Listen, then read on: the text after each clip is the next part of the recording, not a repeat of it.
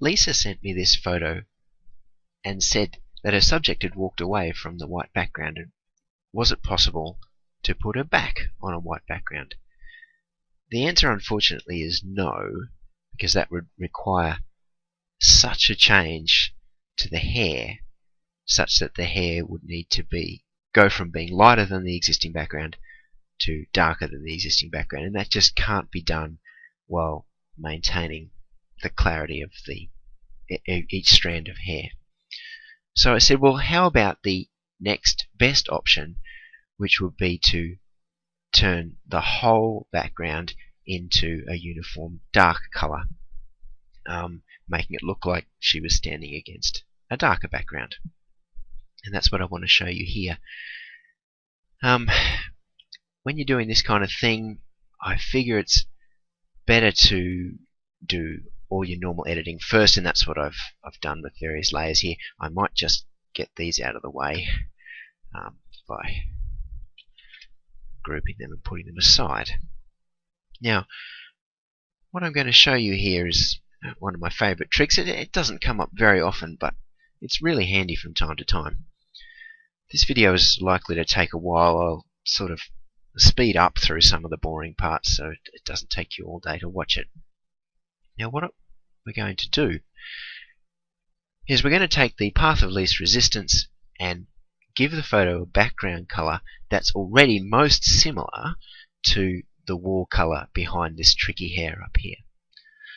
So to do that, I'm going to sample the wall color just here and then add a layer of that color to the whole thing. So now the photo looks like this, and I'm going to immediately hide that, invert the mask, and then I'm going to duplicate that 3 times so that I've got 4 of exactly the same color layer. The first one, the top one, is going to be the main layer. It's staying on normal mode, and I'll name it as such.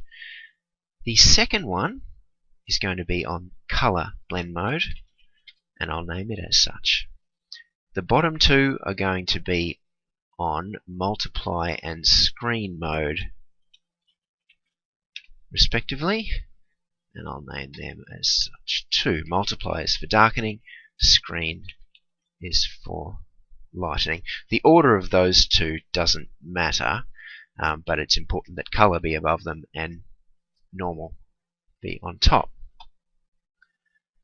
So, I forgot to mention, the hair isn't the only challenge here, although it is the most difficult one.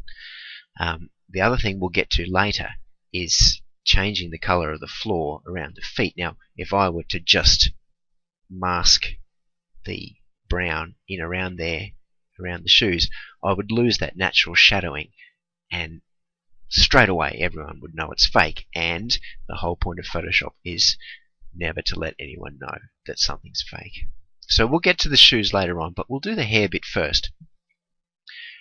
So I'm on the top layer, the normal mode one, and what I'm going to do is I'm going to very loosely fill in that layer around the child. Now, up here you'll see it. The color matches pretty well. As we get around to this side, of course it doesn't, but I'll deal with that later. Alright, and I'll come around here and I'll fill this in. I'll just use my paint bucket then to fill that in. It left a little line, as it always does, so I'll just paint over that line. Right, now I'm just going to paint in a bit closer to the hair in some of these parts. Now, for a lot of her body, this is going to be really easy because she's just got those lovely straight edges of her clothing.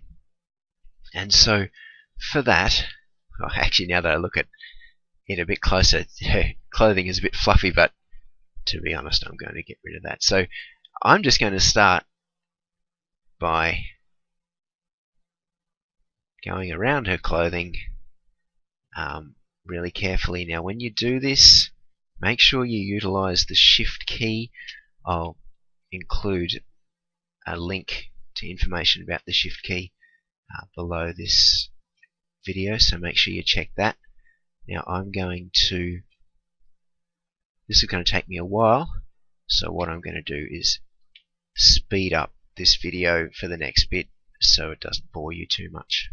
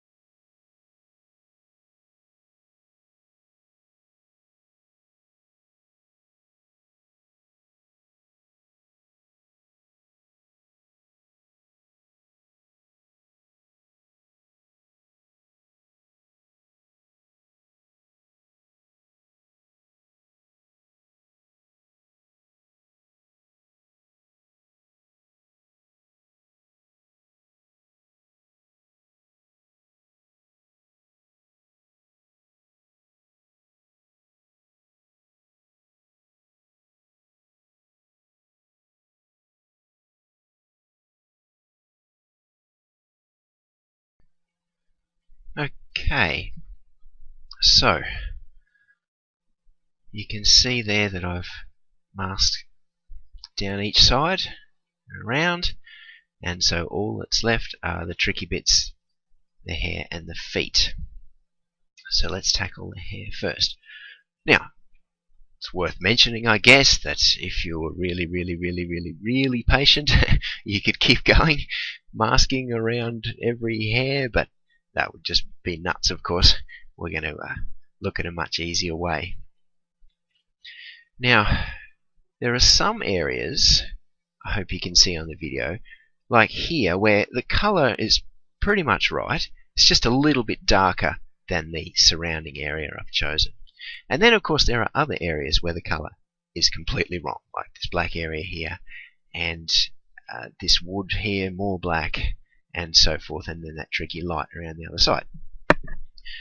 So, first thing I'm going to do is go to the color layer, and I'm going to paint the brown color over these really tricky bits.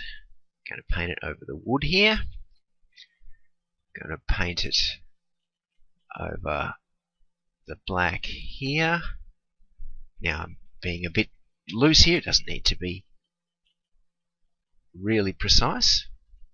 It just needs to get it the color in the ballpark. Much too dark still, of course. And I'll do the same around this side, all around here. Okay, so now all those things are a shade of brown, but in the main a very dark shade. So that's where the other layers come in. As I said, the multiply layer is for darkening stuff. That's not going to be something I need a lot. The screen layer, it's for brightening and stuff, and I'm going to need it a lot. So if I show you here, I have my brush tool still on 100% opacity, paint there, then it lightens it a lot, but I need to be more precise than that, don't I? So I'm going to come in here, I'm going to paint here down into the hair. Now that is still not precise enough, is it? For one thing, it's kind of probably a bit too light now. So I'm going to choose a 10% brush instead. And maybe even that's a bit too strong. Well, maybe I'll try a 5% brush. Alright, so now we get into the boring business of the fiddly painting. Gee, even 5% might be a bit strong. I'll drop down to 3 here. And I'm going to paint and paint and paint And I'm trying to even this out. It's a bit too dark there. So is that.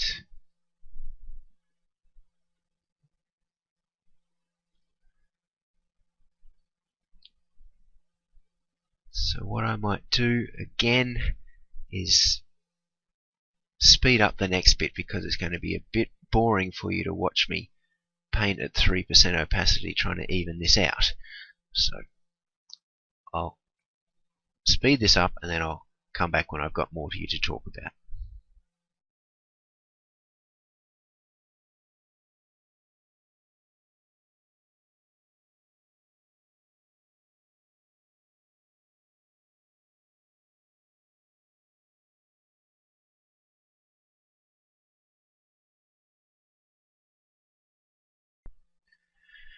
Okay, so turn that off and on.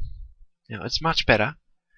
Is it perfect? No, it's not, is it? You can still see it's a bit blotchy up here, but that's okay, because I'm going to cheat. I'm going to go back to my normal mode layer now, and still with a low opacity brush, maybe 10%, I'm just going to paint that over those areas to blend it in with the surrounding layer. And yes, I'll get in and around those hairs a little bit, but not too much. Like so. Maybe a bit in there. There. And there. And then sometimes I also cheat and kind of just give it a big swoosh over the lot. That lightens all the hair a bit, but it does go some way to disguising my mess. So now if I turn that off and on, now we know what's been done. You just watch me do it. I just did it. But if anyone is looking at this photo on their wall, are they going to see it? I don't think they are. I don't think they are. It just needs to look passable, you know.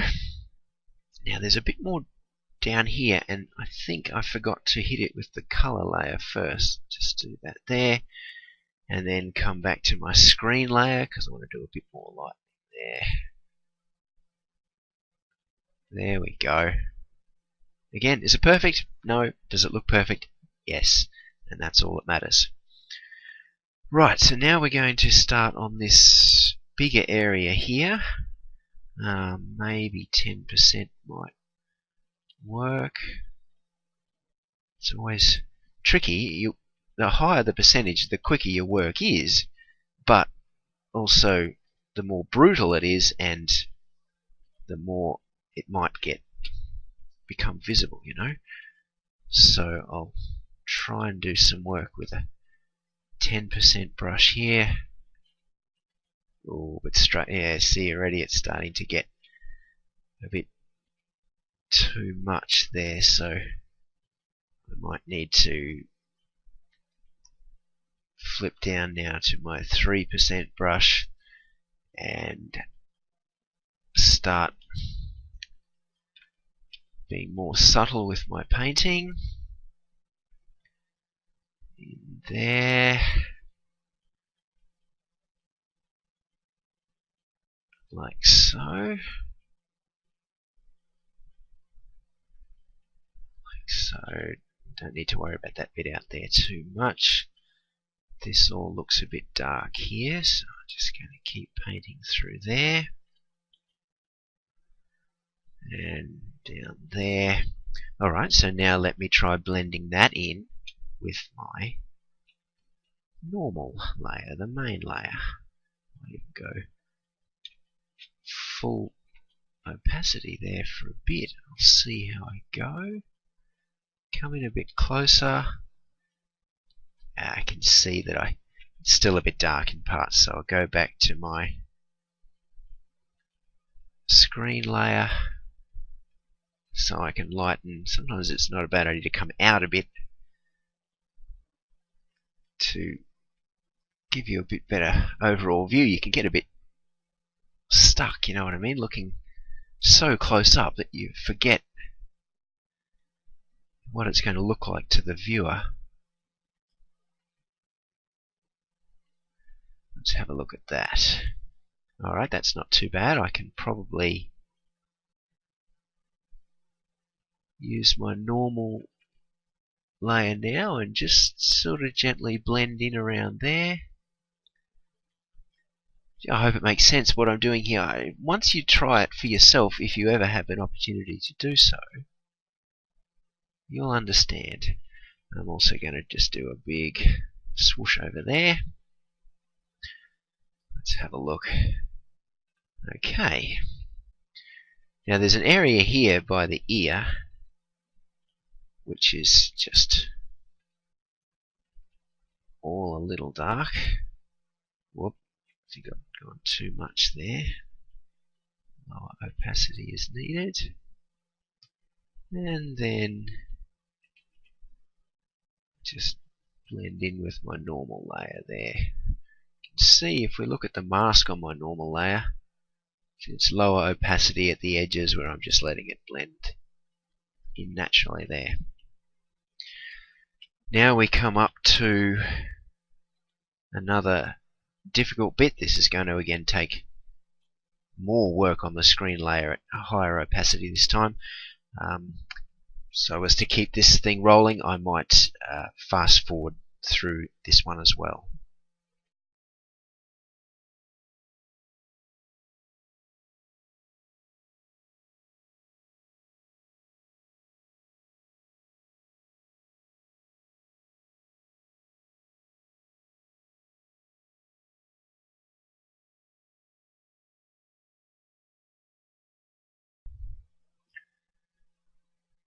Okay, that's kind of close enough, I guess. Once again, go back to my normal mode layer and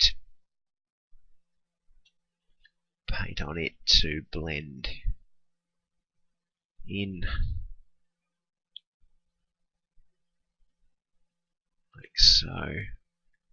I should mention also, if there are any of these flyaways that I want to get rid of altogether, then I can do that, right? I can just paint like so with the normal mode layer at 100% opacity, and that gets rid of them. Okay, maybe it's still a bit dodgy in there, and once again I might give it a bit of an overall paint. Alright, let's have a look. So, how are you liking that so far? I hope you agree that that's blending the new background in nicely and keeping every strand of hair that I want to keep, removing the ones that I don't. So I would keep going in this manner. Head over to this side. This side's even more complex, as you can see, and it's going to require not only the screen that we've been doing, but also a bit of the multiply to darken some bits here that are presently a bit lighter. Now what I might do is paint in even closer with my main layer, the normal mode layer, so I can have a really good idea of what's needed here. Like so. See, behind that hair there, that just seems a little bit light to me. So I would choose the multiply. Just darken that a bit. That looks good. Maybe paint on there with the color mode as well. This patch definitely needs lightening, so I'll use the screen layer on it.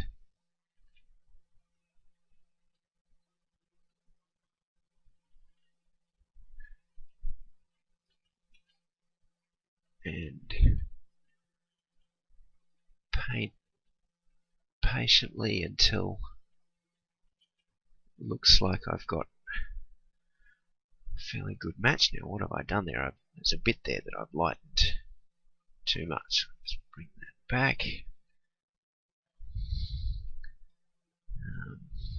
Still seems a bit dark through here.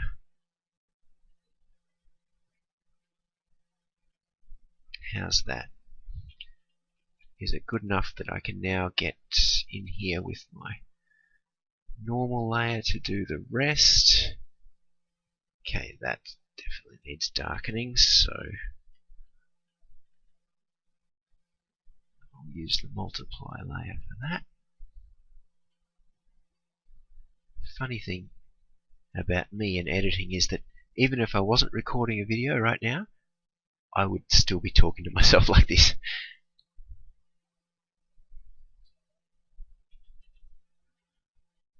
Okay, how are we looking here?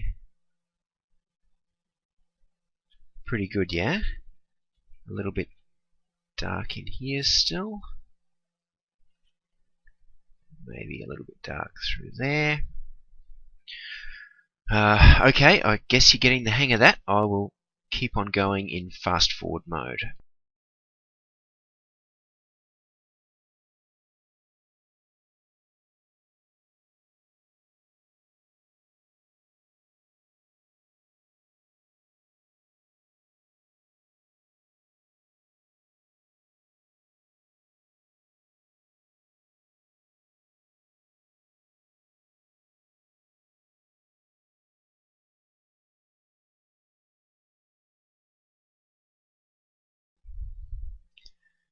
Okay, well, let's have a look at where I'm at. Now, that's how we started, and that's where it's at now. I hope you'll like it. I just noticed that I bumped something there. A bit of my brush went into the face. That's why it's always so important to do a check of your layers after you've done your work to make sure that nothing has gone where it shouldn't.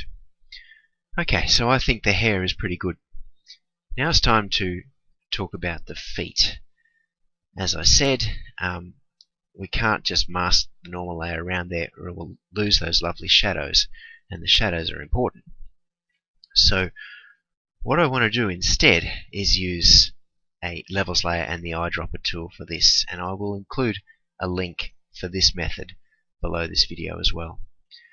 For this, I return to under my 4 color layers and I add a new levels layer, and I choose the white dropper tool and I tell it that I want the white dropper to not give me white, but rather the brown color that I've been working with. I go okay to that. I say no, I don't want white to be brown all the time. It's just for this. And then I click somewhere on the white. And then that, come on now. That'll have to do, I guess. That makes everything brown so that flows in there. Now, of course, it's literally made everything brown.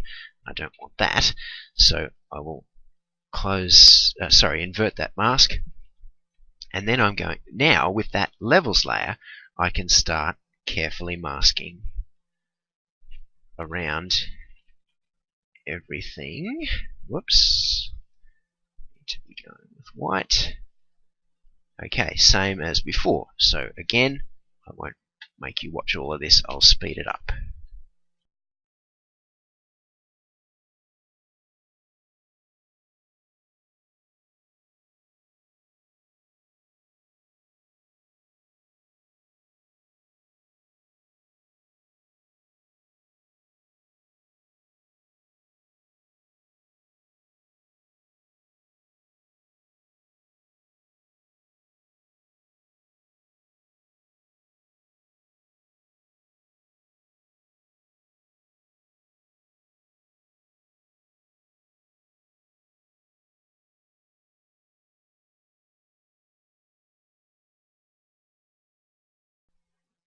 What do you reckon? Turn that off and on. Let me zoom in on that a bit for you. And the levels layer has turned the white floor brown.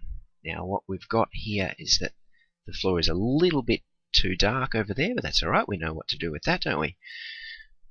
Go to my screen layer with a low opacity brush, and I'll just tap on that a bit, and then normal layer, and also with a low opacity brush, and I'll just blend that in a bit. Nobody should be able to notice that. And also here, I'll just blend this into this part a bit, and around here. And that's that. Gone from a cluttered mixed background to